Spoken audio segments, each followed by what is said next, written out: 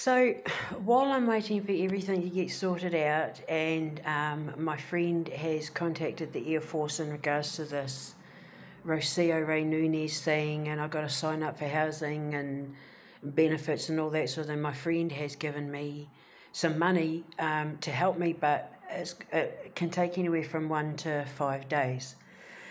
So because I don't have anywhere to go with the boys, and I don't want to return to that house, I no longer want to have a relationship with that man, and I'm trying to protect my boys. We can't exactly go out on the street and that. So while I'm waiting for all this hoo-ha to get sorted, I kind of feel like this has happened for a very specific reason, and I want to tell you what that reason is. I discovered here that one of the reasons why I'm in here is because I'm Indigenous. That they had considered that the way that I communicate with nature and the planet, and the way that I use the planet in order and that to heal, was considered a mental illness, psychosis. I hear voices and blah, blah, blah. And that actually made me very angry, and I find that very, very offensive.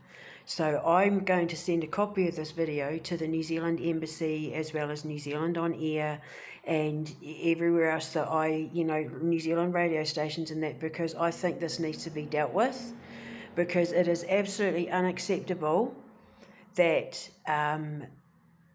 Indigenous people are being treated like we are insane because of how we deal with the planet, with nature, and with other people. The reason why they feel that I have issues is because of the fact that I use my indigeny to help people. And if you are proud of yourself for the fact that you help people, apparently that is psychosis. Under the Law Commission in the United Kingdom, it is considered a racial act. It is considered a race hate crime to judge someone based on their cultural or ethical cultural beliefs, their race, or their their roots, where they come from.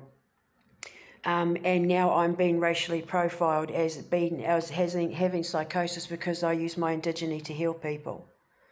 And this needs to be addressed, because more and more Indigenous people are being put on medication and being judged by the colonies for simply existing as an Indigenous person, and I can't accept that.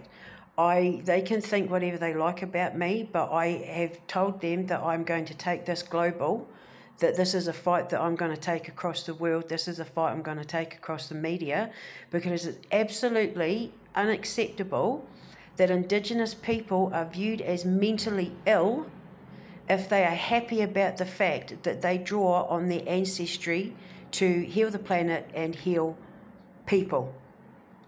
They don't like the fact that I'm proud that my indigeny helps people. That was their main issue with me, is that I am proud of the fact that I got to raise someone's vibration. So what's wrong with this picture? How is it acceptable that the mental health community view indigeny as a psychological condition? Like, what more do we have to go through? Like, have we not given the colonies enough of our blood? They are forcing us to take medications that are making us sick, and when you try and say anything, they just lock you down even harder.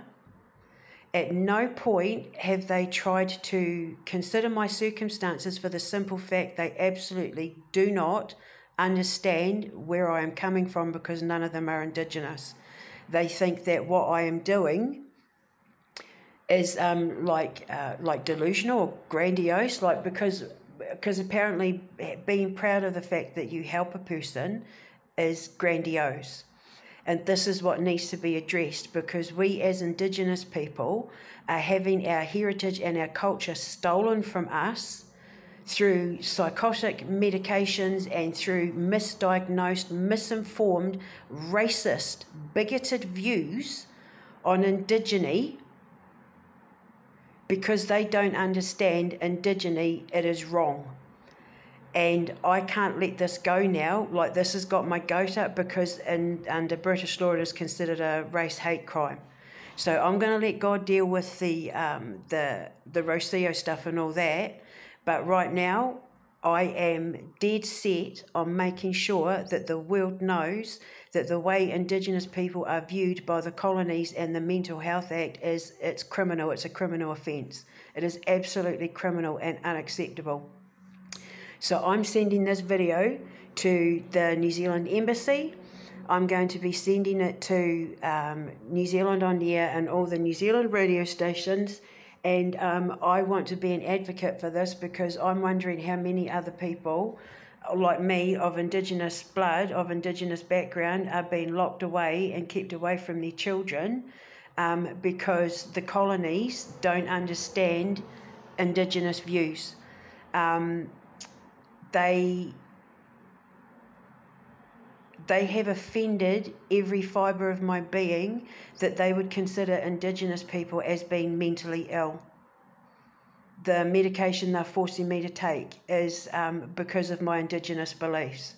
It is written in the form which they conceded was a legal document, which I will present to the embassy if I have to, that my beliefs are considered a mental illness. That my stance on how I use my indigeny and my relationship with Papatūānuku to heal people is considered a mental illness, and that to me is it's atrocious, because we have given the colonies enough. They've taken enough of our blood. They've absolutely taken enough of our blood.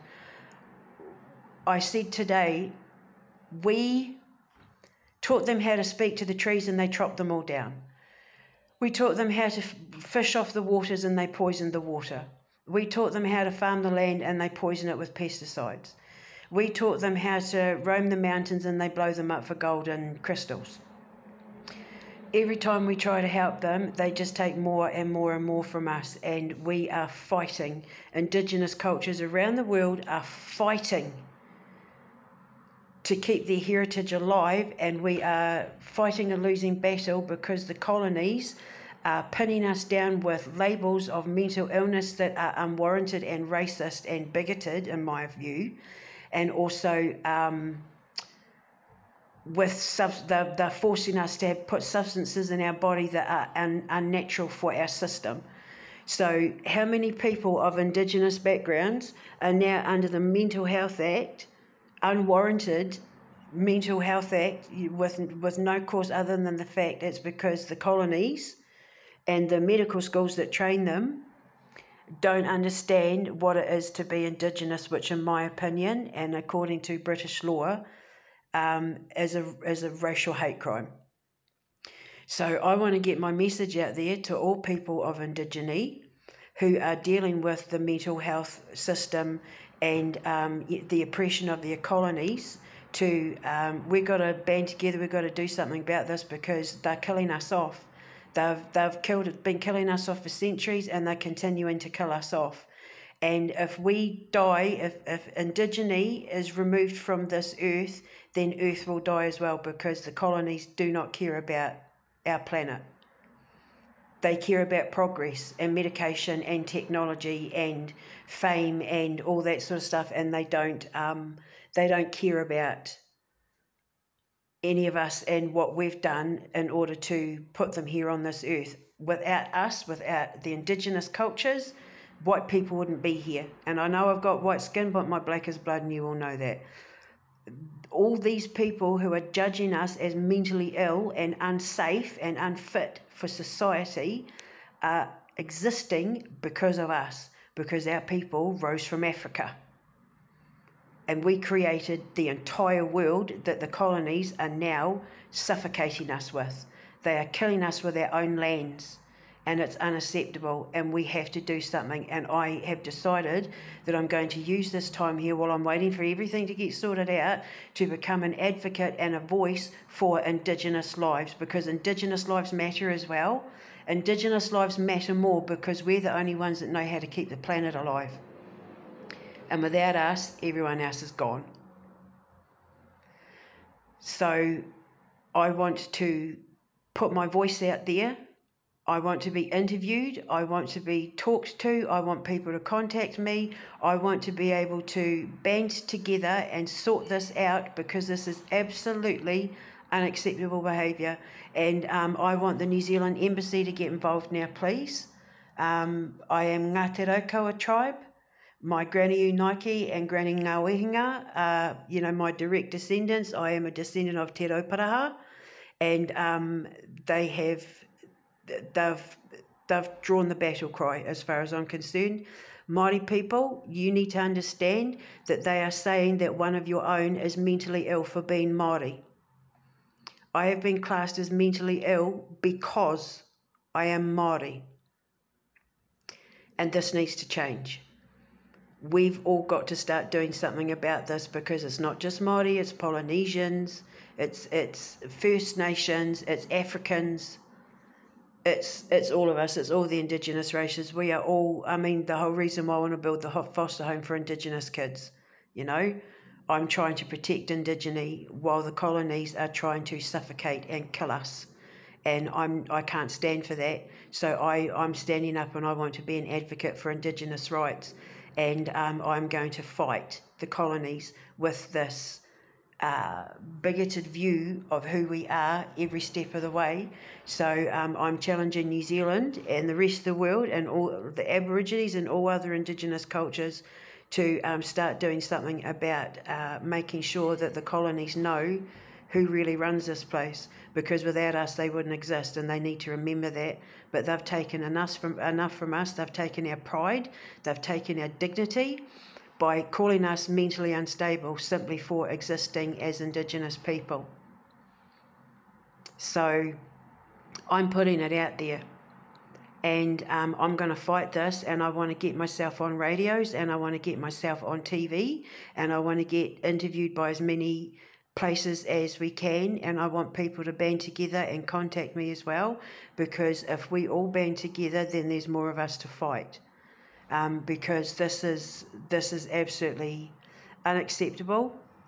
And I feel like God has put me here specifically in this place because something had to be done about it. Something has to be done about it. It's gone on far enough. How much more do they want to take from us? What's left? Are they going to start forcing us to dye our skin?